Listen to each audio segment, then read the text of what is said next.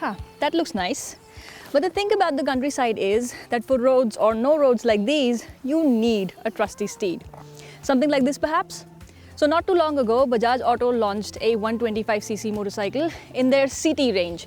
Like the CT 110X, this one also has an X in its name. What's that all about? Bajaj say that they're trying to carve a niche in this segment, in the commuter segment. How do they plan to do it, and have they been able to do it? Let's find out.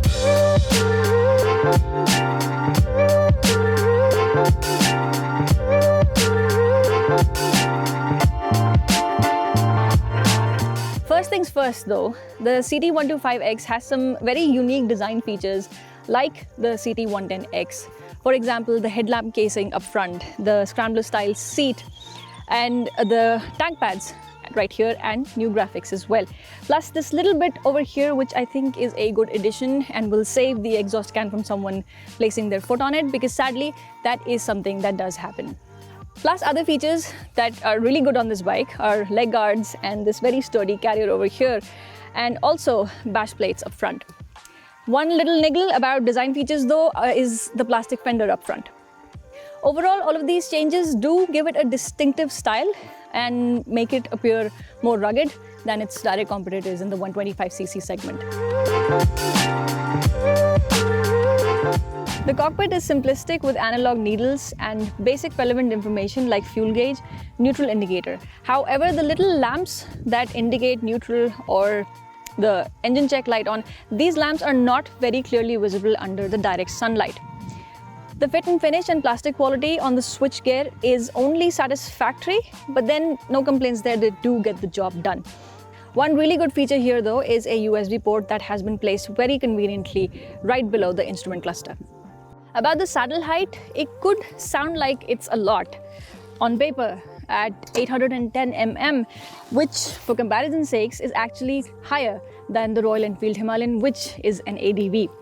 But then even after being the heaviest one compared to its rivals, managing 130 kilograms about is not really difficult. Plus it's a really slim bike, so the saddle height is not really a problem even for someone like me who's 5 feet 5 or even under.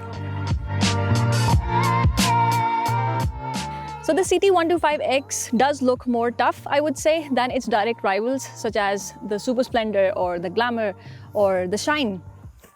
More than that, so at least on paper, the CT 125X is the most powerful, offering 10.8 PS and 11 Newton meters of torque.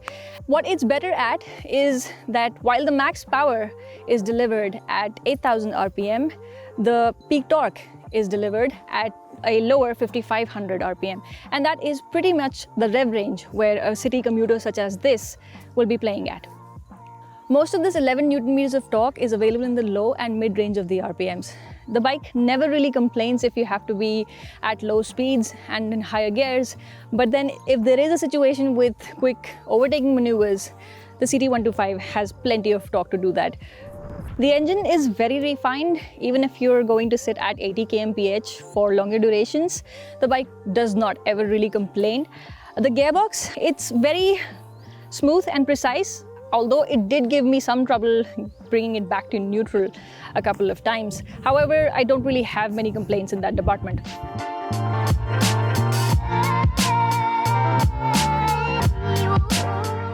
The fuel efficiency figure as certified by ARAI is 62 kmpl.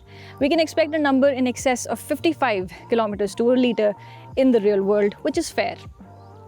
The suspension is set up rather plush and suits the rough end of the road very well. And braking is apt as well from the 240 mm disc and a drum at the rear, although there is a more affordable variant with a drum brake on both ends as well. About the tires, like the CT 110X, which has a slightly knobby pattern on them, the CT 125 does not get a similar tread pattern. While we did think that that would be a deal breaker, after an experience on village roads with less traction surfaces, they were fairly good.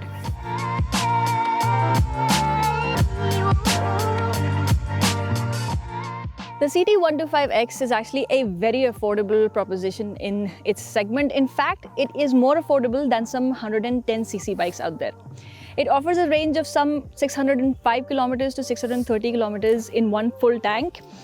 Plus, it is interesting to look at. Personally, I'm not much of a fan. I think there's a lot going on it, you know, especially on the fuel tank. It's like having a subcompact SUV with floodlights and roof rails on it. However, I'll leave that up to you to decide. The point here is that if you're in the market to buy a 110cc motorcycle, take the Bajaj CT 110X for example, you can just add in 4,000 rupees more and get yourself a larger displacement engine. And if you can stretch that further by another 4,000, you can get yourself a disc brake at the front, which is always a better option to go for. All in all, the CT 125X though, I think offers a very good value for money proposition for a motorcycle that will be used and abused every day as a sturdy workhorse. And that's what this bike has been built for. Bajaj say that the engine, which is not the same as the Pulsar 125, I must mention that here, but the engine has been in use for some time. It's been tried and tested and is geared more towards longevity and reliability. Now, we will only be able to report more on that when we spend more time with the bike later on, but for now, this definitely comes across as a very sturdy workhorse. For anything and everything auto, do consider to subscribe to our channel. Until next time, thank you very much for watching.